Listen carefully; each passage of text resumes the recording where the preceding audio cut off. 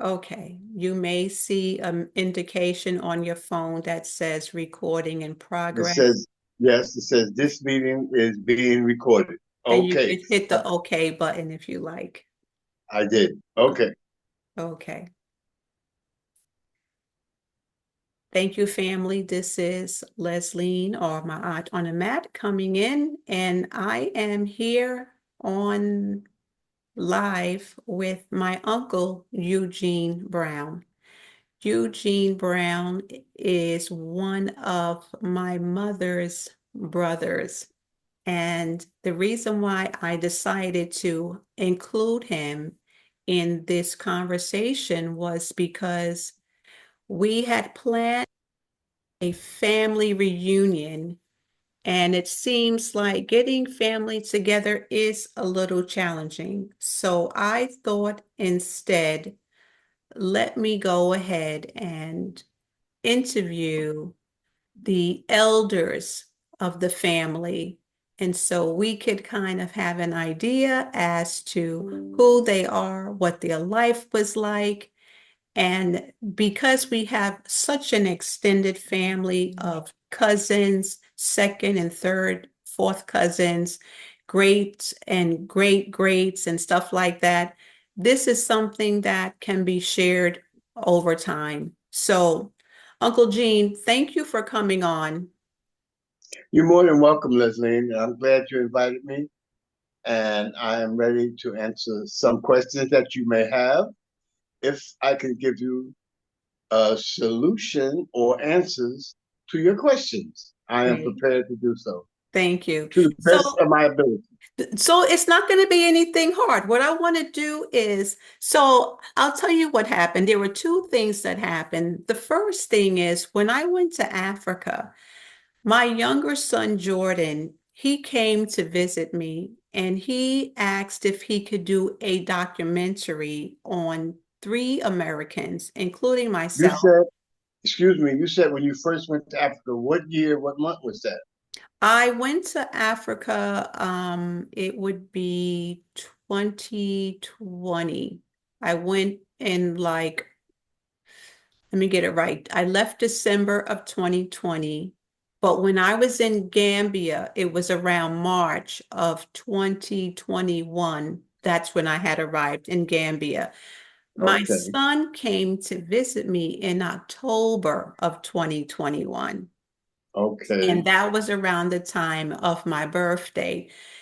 So while he was there, he asked if he could meet other Black Americans who were there, and he wanted to interview them because he thought he would do a documentary of their life.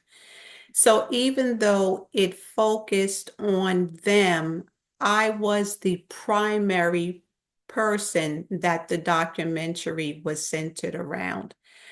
When he premiered this documentary a couple of months ago in Boston, and I viewed it in whole, what I saw was really a story of my mother's life reflected in my life from my viewpoint. Mm, okay. And so even though I didn't have a chance really to sit down with mommy and ask her different questions, as an adult. So, we've been taught as children to keep our mouths shut. We don't ask questions, we don't say anything. But I think that we end up losing the opportunity to understand our parents, or in your case, and uncle as an individual. So what I realized was that my mother was more than just my mother. She was a woman, she was human, and I wish I had had the opportunity to ask her questions about how things were for her when she grew up, as she was growing, her relationship with her siblings, being in a house with so many brothers and sisters, and what that may have looked like. Uh-huh. And then what happened is through that documentary, my son got to see me as more than just a mother. He saw me Okay. as human. And then we were supposed to have a family reunion for next year, and getting Yeah. that together is a little bit challenging. And so I thought, you know what? We're going to have a reunion of the elders, something that can be recorded and shared. So your grand and great grand and grand nieces and great grand nieces and nephews, they're going to be able to from now to eternity see you and hear your voice. And Very so good. I'm excited to share that with you. I'm sorry that that was so long. So now that's the introduction. So first of all, I know you've heard this all the time. You look so much like Granddaddy. When I see you, I see Granddaddy. And so please go ahead and tell me about who you are. Okay. My name is Eugene Brown. My father name is James Brown, and my mother name is Viola Brown. Her maiden name was Viola Dixon. They were born in Georgia. I think it's Savannah, Augusta, or Millen. I heard them always mention that. From there, they had five children. The oldest one name was Lois.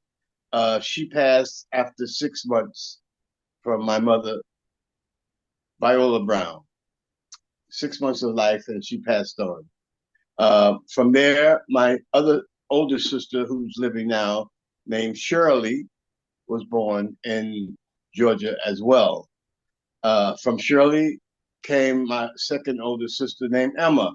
Emma was born in Georgia as well. From Emma came Lily. Lily was born in Georgia as well. After Lily came Scarlett. Scarlett was born, which is your mother's name. Your mother's name is Scarlett, and she was born down in Georgia as well. After Scarlett came Net. And if I'm not mistaken, between Net and Bernard, I'm kind of confused, but I think Net came first and then Bernard came second. But we were all born very close proximity in years. We're not that far apart. We're all born and maybe a year apart from each other. There was 11 of us that survived and lived up until the 2000.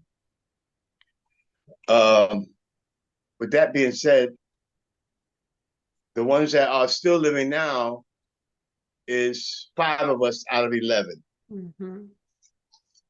My older sister, Shirley, who's in her late 80s, mid 80s, she is the oldest one and she's still living. She have given birth to maybe 7 kids.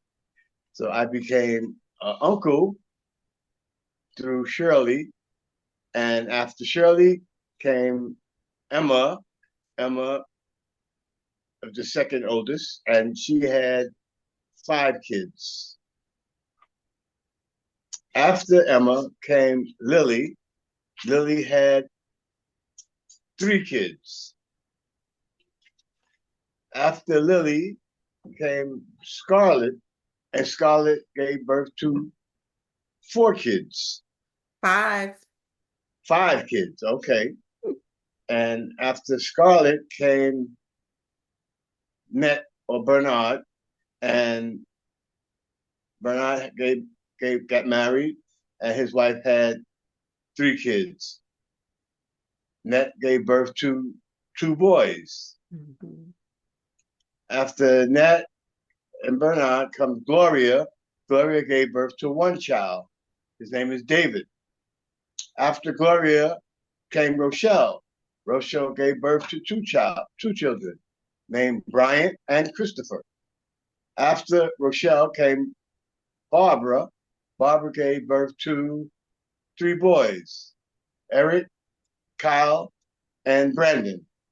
After Barbara, then I came and I got married to a young lady by the name of Deborah Williams. Her name now is Deborah Patrice Brown, and she gave birth to two kids, Makita and Isaac. We had a short separation, and I met someone else, and they had a child by me. His name is Gerald. He's now spending just about 20 years in the United States Navy. He's about to retire.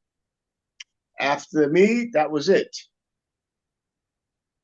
Don't forget, did you Oh, we mention got Uncle Clyde? yes, and we got Clyde. Clyde came after me. His name is Clyde Nathan Audrey Gregory Brown on his birth certificate, and he got married to a young lady by the name of Belinda, and she gave birth to four kids, three boys and one girl,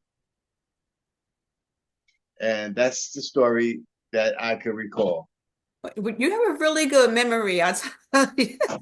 You have a really good memory. So let me ask you, so you were not born in Georgia, is that correct? No, the last after Scarlett, or yeah, Net is questionable about being born in Georgia.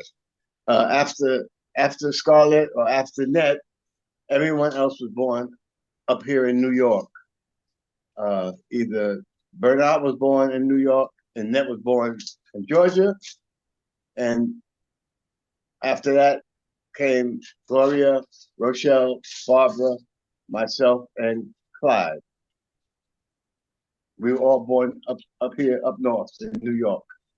So you were fairly young. It looks like maybe Auntie Shirley and the other ones may have been about 4 or 5 years old or 6 to 7 years old. Do you ever recall them telling you stories about being in Georgia? Not much because it wasn't a, a no, but we just never talked about it. The first older siblings might have talked amongst each other. That's before I came, about being down in Georgia, because they have memories of it. But I have no picture, no memory of their lives in Georgia when they were growing up. Okay, interesting. So can you recall how it was being in New York City when you were growing up? I think did y'all live on Tenton Avenue? As far as I know, that's where we lived, and we were all the last four or five siblings were raised up on Tenton Avenue in the Bronx. And I recall having a very close relationship with my sisters and brothers growing up in the Bronx. And we had our little squabbles as siblings do, but we had a very strict upbringing of being close to each other and connecting as family, knowing that love is the key and respect. Wonderful. So let me ask you, one of the things that fascinate me, and I don't think I ever really paid much attention to it, is the fact that you like to wear African styled garments. Where did that come from? Well, as I was growing up in the Bronx, uh, I saw some older people, along with TV programs, newsreel programs. Channel 13 had a very enlightening program used to come on, and they were always dressed in African garments when they came on and they spoke to the public. by television. Um, in Harlem, I used to go to Harlem every now and then to the Apollo Theater, and I saw a lot of black men and women dressed in African garments. Some was originally from Africa that I saw, and some was not. But it was fascinating to me that we dress in African garments because it looked so comfortable. And I liked the way it looked because it made me feel proud of who I am. It made me feel proud of my black heritage, forgetting about the slavery part of black history. It just made me feel proud to wear African garments and be seen in it, and I wear it with pride. It's a signal, a sign of pride to me. So let me ask you, at what age did you start to wear African garments? Were you in your 20s or 30s or after Yeah, you know? I would say start in the age of 19, 20 years old. Wow. Yes, yes, yes, 19. Because back then we had James Brown made a song, Say It Loud, I'm Black and I'm Proud. And we raised our hand with a fist up in the air, and we felt proud to Say It Loud, I'm Black and I'm Proud. We wore our hair bushy, they called it an afro, and we used to wear African garments at that time, dashikis. And that was in the late 60s, early 70s. Interesting. Yes. So now I'm curious because we grew up staunchly Christian. You know, grandma was a very Christianly woman. Did you get any pushback from your siblings or from your parents? Did they ask, why are you dressing like that? No. Okay. Were there any other siblings that dressed that way too? As far as I can remember, no. It was just you. Just me, yes. Wonderful. Because I just felt a pride that I wanted to show. I wanted to show the pride that I felt when I wore African garments. And I still do. And I still feel just as proud, even prouder, because I know now more than I know then who I am. I'm a black man born and raised in America. My heritage is African. My ancestors are African. They were brought here from Africa. What part, I have no idea. I just know they were Africans brought here in slave ships to America. Their culture was taken from them, and their native tongue was taken from them. But the pride was not taken from them. And I hope it never be taken from black people in America. I love that. Have you ever considered doing African ancestry, do a DNA testing to see where our heritage is from? No, I never considered it, but it's a curiosity uh, uh, uh, uh, segment in my life that I'm curious, but I'm okay with just knowing that I am a descendant of Africans. What part, I have no idea, but I'm curious.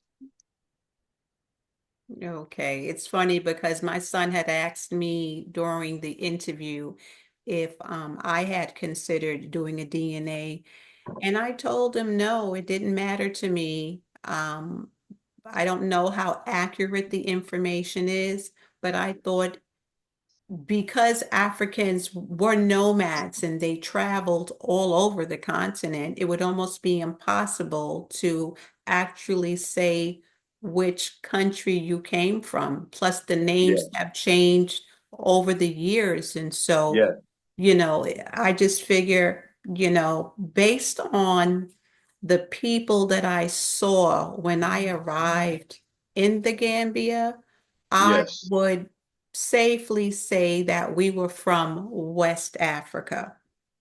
Okay. I'll keep it like that. I do know when I arrived there, I saw a man that reminded me so much of Uncle Bernard. I couldn't stop staring at him. He just had Yes. the same stature. He Yes. had his glasses on, the same slenderness, and I just kept Yes. and then I saw a young boy that looked like Timmy when he was like around 9 or 10. And Now, so who is Timmy? You mentioned Timmy Timmy. Who? that was the brother underneath me. Remember, mommy Okay. initially had I 5. remember Timmy. Yes. I remember And very well. so it was wonderful to see faces that looked like family members. And so I thought, yeah, I think for sure that we're from West Africa. The funny thing about that is that the woman I married, her name is Deborah Patrice Brown now. It was Williams. She, when we were teenagers, she used to dress in African garments as well, and we both felt exuberance, a proudness to to walk side by side with each other and show our Right. blackness, our African heritage outwardly to whoever saw us, and we still feel that way. It's a pride to wear African garments and wear it with pride because it just makes you feel proud about who you are Mm-hmm. and where your heritage come from. What tribe we have no idea, but we just know that we are descendants of Africans, and black women show the royalty when I see them in African garments. They show royalty, and I think that's very beautiful. Something to be proud of. Yeah, the fashion in Africa is just at a different level. I've Yeah. seen women, they are dressed up regularly almost every day, and they're doing everyday chores. They're Yes. carrying baskets on their head in these beautiful Yes. dresses that look Yeah. like they should be on a runway. So Yes. that is one of the things that I loved about being in Gambia, that you were free to look nice all the time and nobody Yes. judged you. It's Right. funny because, you know, um, working in corporate America, I they kind of teach you to wear three basic colors, which is like black, navy blue, and gray. You can get Yes. away with maybe off-white or cream in the Yes. summer months, but Yes. the colors are very bland and basic. And if you were to wear African garments to the office, people would say, "Oh, where are you going after work?" You will look like Yeah. overly dressed. And so Yeah. Yeah. I Yeah. didn't get the opportunity to even consider wearing African garments when I went to work. So when I got to Gambia and I saw that you could wear a dress all the time and it's like Yeah. hanging off the shoulder or Yeah. draped down Yeah. to the floor. Yeah. You can Yeah. have your hair wrapped. You look very Yes. royal. And so I just Yes. absolutely loved it. Yes. So the last time I saw you, you along with some other veterans were being honored at the center at Rochdale Center for Veterans Day. And Yes. you were in uniform, is that correct? Well, I was wearing uh, something that was close to a naval uniform. I wasn't in an actual uniform. I put together something that would resemble a naval uniform. Okay. So how long were you in the Navy? I spent 3 years in the Navy from 8 August 16 or 1572 to August 15 or 16 of 75. And I remember And my asking, and, and my travels in the Navy was adventurous to me, exciting, and it was new. And I grew up watching televisions of military personnel in the Navy when they had pulled into different islands, different ports, and they had swim call where they jump off the ship and into the ocean, and they would swim. And sometime I would see them on land, having fights with other Marines and other sailors, getting drunk, other soldiers, and all that life just seemed exciting to me as I grew up. And the uniforms, the uniforms just made made people look at you. Whatever uniform you was wearing, was it an officer uniform or a sailor's uniform? It just made people take notice, okay, and you wore it with pride. so you mentioned swim call. Now, being a Navy officer, did you have to learn how to swim? I wasn't a naval officer; I was a sailor. Period. You were a sailor. So as a sailor, what were your job description? What did you have to do exactly? I was a AT aviation technician. I would be able to fix certain parts of the plane that I was trained to fix and taught to fix. I couldn't fix the whole plane. I only had a part of it was my duty to fix. If the pilot made a complaint about certain areas was not working, he would pass it on to the officer who was in charge of my squadron. A squadron consists of 150, 200 people. That means pilots, a work crew, regular sailors. It consists of a bunch of people, and some was officers, and some was below officer rank. Okay. And did you get a chance to travel outside of the United States? Yes, I did. I worked on the USS Independence. It's an aircraft carrier, and we sailed over in Europe. We went to Spain, France, Greece, Turkey, uh, uh, uh, one part of Africa, which at the time I wasn't allowed to go on land. I was on they call restriction, where you're not allowed to leave the ship unless you have approval by someone. Do you want to My explain officer. how come you weren't allowed? What happened? Did something Well, happen? I got into a fight with another sailor on the we were docked in Greece, and as a carrier, as an aircraft carrier, it's very deep in the water, so it can't come too close to the beach. So you have to get on a U-boat, which is a Liberty, and it carries maybe 20 people at a time to the beach and to the ship, and it can only carry 20 people at a time. And I got into a fight with one of the other sailors, a white sailor, and they shore patrol pulled both of us aside and took us back to the ship. And both of us had to go to our squadron and explain why we got into a fight. Hmm. And Okay. that caused me to be on restriction for a while.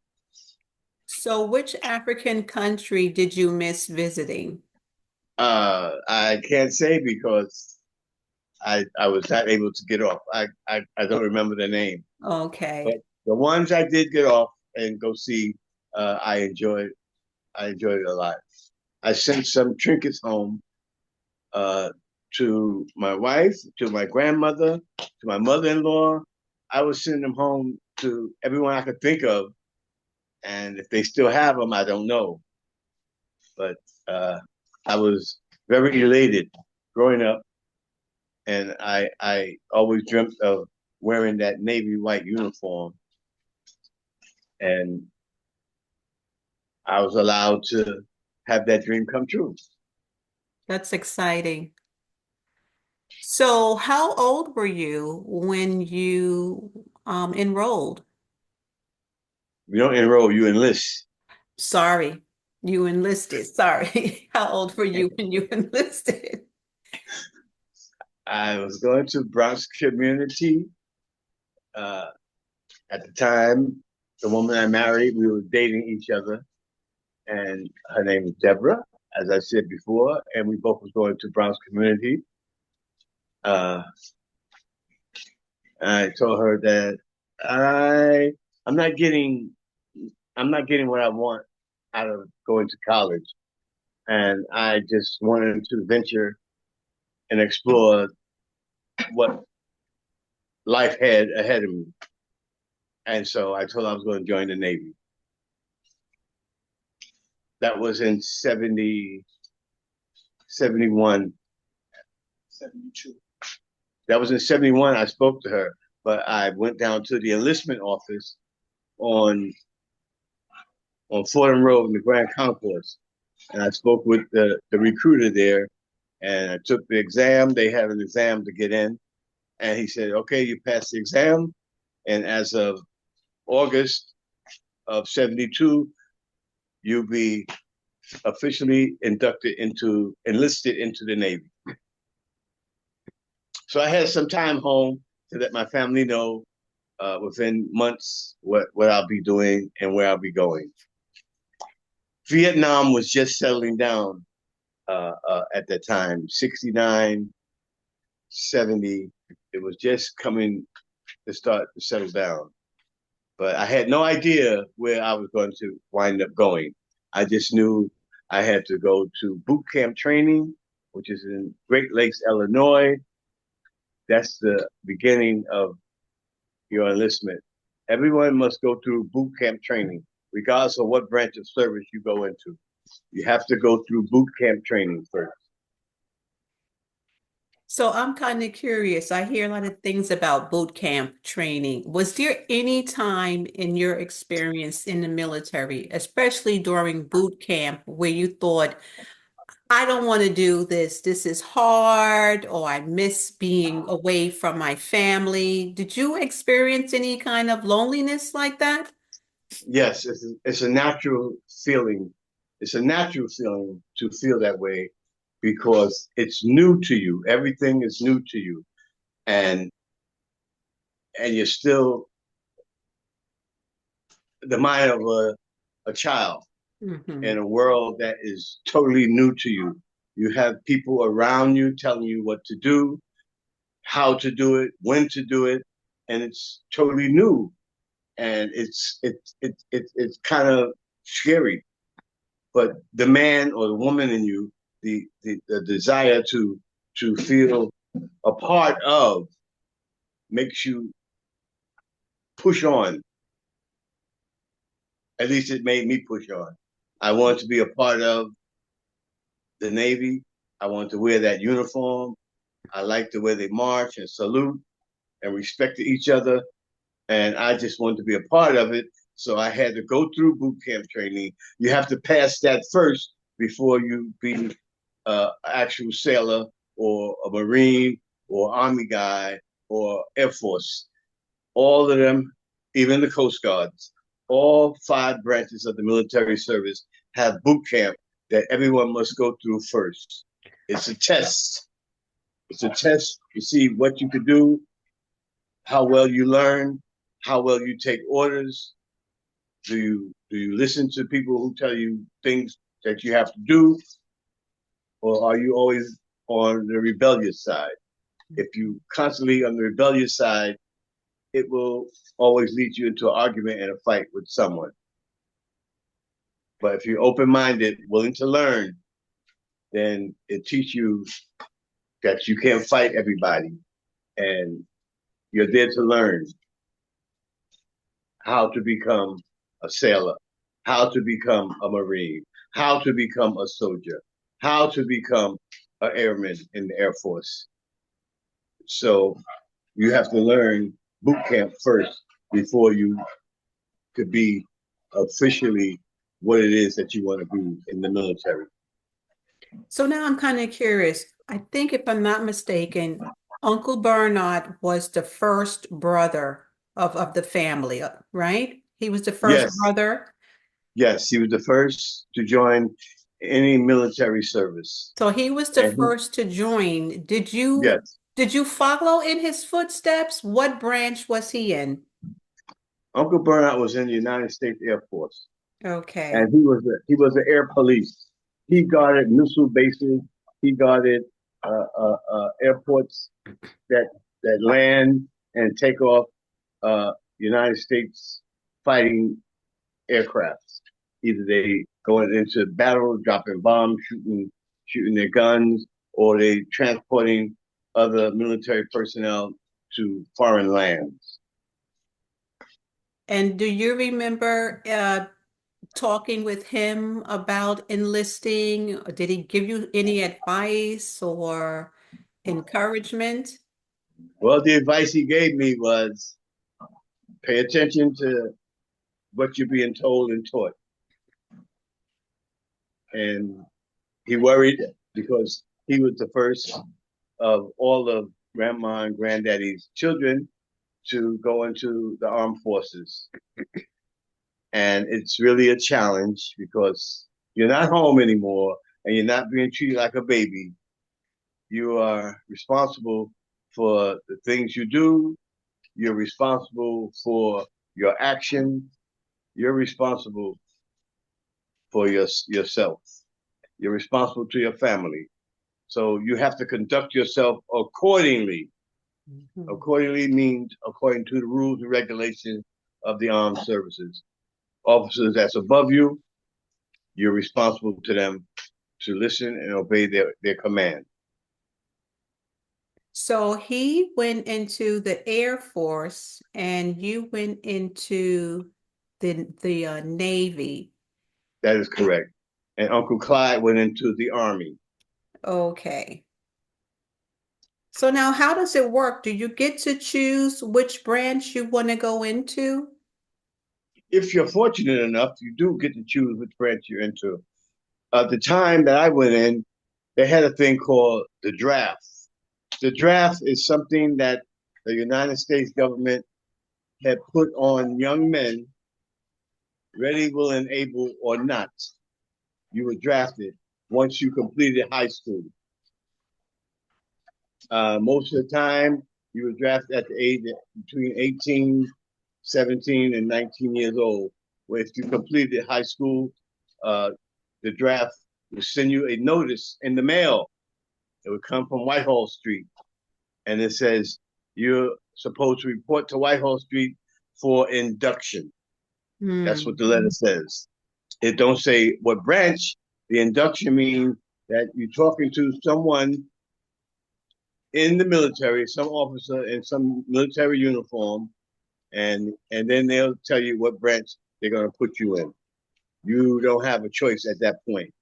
I had a choice, and I chose the Navy. Okay. I assume Uncle Bernard had a choice, and he chose the Air Force. I don't know about Uncle Clyde if he was drafted or he chose the Army, but all three of us went into different branches of the United States service. I'm going to share my screen. So I asked Makita to send me a picture of you in your uniform. Let's see if it will come up. Okay. Yeah, Yes. that So, is that is what you see there is things that I put together that will represent a naval uniform. It's not an official naval uniform. okay. I thought it was an official uniform. Now, is that what you had on that day that I met you at the community center? Yes, yes, Very nice. Very nice. because I remember what a naval uniform looked like. That represents an officer's uniform.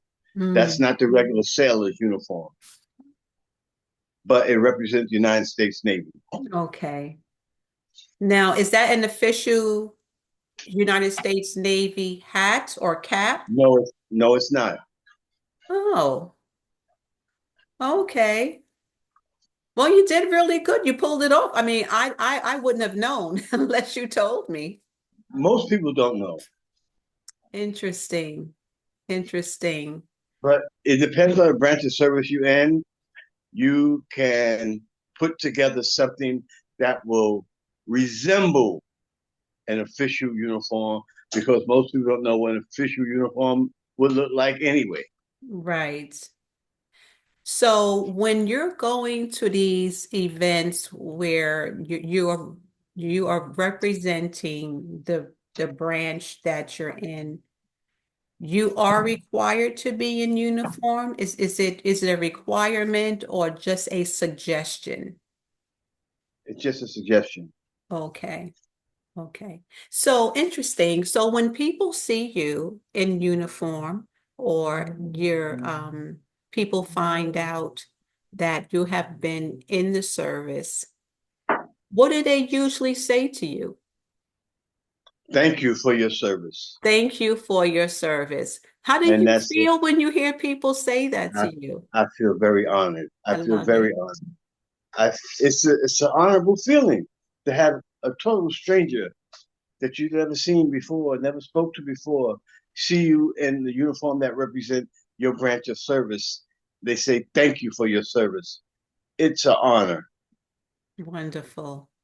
So I have one other question for you. If there was any place that you could travel to, where would it be? Mm. I I liked Parma, Spain, and I liked Cannes, France. I liked all of them. I liked all of them. But Parma, Spain, I loved, and Cannes, France remind me of being back in New York in the Bronx. Oh, really? Why? Yes. Uh, it was it was most of the time it was a cloudy day. The sky was cloudy and gray like, and it reminded me of growing up in the Bronx because of the sky. It was gray and everything had a lot of buildings around and different streets and had quite a few people moving about. Hmm. It reminded me of being back in the Bronx. So here's my other question from that. Do you know any foreign languages? Uh, I would say no. I know of some of the money. In Greece, the money was called drachmas. And in Italy, the money was called liras. I think Spain might have been pesos or something like that. Hmm. But they used to give us a sheet explaining the different value of the American currency and the foreign currency, whatever country we were in. Okay. So I just looked up Palma, Spain, which I've never heard of before. Palmer. Palma, Palma, Palma, Yes, Spain. And yes, it says here on Google, you can do a round trip for $465 from New York. So one of the things I like yes. is that travel has become so inexpensive that getting around seems like so much fun. I do want to go to Spain. I want to visit Spain, and I'm going to have to look, maybe consider going to Palma, España, Mm-hmm. and see Yeah. what that looks like. And I want to say thank you. Thank you for your service. Thank you for allowing me to speak with you about your life and for sharing. Like I said, we grew up, you know, we didn't ask questions. We didn't ask questions. And even now, we still don't ask questions. And I don't want to wait till later to find out more Well, about. you're doing the right thing. Each day we're not promised, but for the time being that you're alive and you're healthy and you can speak and see and touch and feel, now is the time to get some answers to questions that you have in your mind. Don't wait until later because you're not promised. You're not I promised a later. I agree. So as I'm going to be sharing this with the cousins, the aunties, anyone that's interested, because it is a record of who you are. It is a part of the whole lineage of our family. Yes, So our issue as Black Americans is always we don't know our lineage. We don't know the great greats and and so we need to be able to capture faces on videos because yes. pictures fade. And my and my older sister Shirley, he has a son named Douglas. He also was in. His father, named Roy, was in the Marine Corps. He was a Marine, and Douglas joined the United States Air Force. He also was an air police. Okay, wonderful. Yeah, I think that the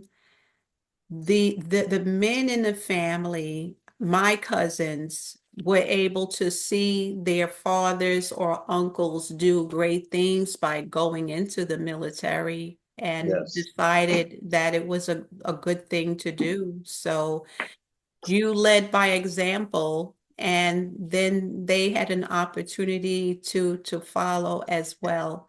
And just right. one interesting thing is, were there any women that had enlisted when you were in the service, or did that take place later? Uh, there was always some women in the service, but not very many that enlisted in the service. At the time that I was in, they didn't have women. They didn't allow women to enlist in the service. They didn't Okay. draft women, and they didn't allow women to join the armed forces because that is the future of the country is the woman. And if you send a woman over there, then that's going to shortcut the rebirth. Okay. But Interesting. now women have protested and they want the same rights as men, and they have conquered that. They broke that ceiling that they could join the military now, but we always let them know the same hurt and harm that men go through, you are subject to go through the same thing. Mm, mm. While I was in Africa, I met a few women who had joined the service. They had retired from the military. Yeah, And the interesting thing is, mommy never made that an option for me. She said you were going to go to school or go to work. She never said or join the military. And so yeah. I don't know if I would have ever met, I don't think there's any female, no, there may have been one, as far as I know. Nope. So now that I'm saying it, on Timmy's children, he has a daughter in the service, and her daughter Mm-hmm. is in the service. And Okay. so they've been Yes. allowed some wonderful opportunities Yes. to Yes. experience life and to Yes. travel. And I think that it's exciting that we can get off the block and out of our neighborhood and out of our country and go different places. There's And more to New York. There's that's more right. to life. There's more to life than New York. There's more Not to just New life than York. New There's York. more to life than New York. There's Yes. more to life than the five boroughs. It's so exciting to be able to travel across the globe and survive and come back and be able to tell your adventure.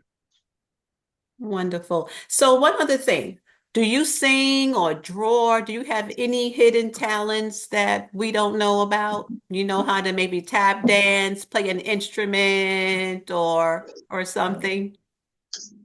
Unfortunately, no. No. I I don't I don't play instruments. I dance. I dance like anybody else would dance because I enjoy dancing, and it's my form of exercise because you have to move your whole body when you're dancing, Right. and I enjoy movement. I'm grateful to be able to still move my body uh, at my youthful age. Wonderful. Uncle Gene, thank you so much for giving me this opportunity to talk with you. I really appreciate it. Once again, thank you for your service. I love you so much. You always call the family. You sing the Stevie Wonder song. Yeah, I love That that that song. that It has a is, great meaning. It has a see? great meaning. So can you in this video with you singing that song? Because I want other people to know after you're gone, 100 years from now, when they play this video, they will know that this is what you did every time you picked up the phone. And chances are your children or your children's children, they're going to have that same pattern of communicating with their loved ones when they pick up the phone as well. So I'll let you leave out with that. Thank you, Leslie. And I would love to sing that song. I get such a pleasure because of the words. You have to look at the meaning of the words. I just call to say I love you. I just call to tell you how much I care. I just call to say, family, I love you. And I mean it from the bottom of my heart.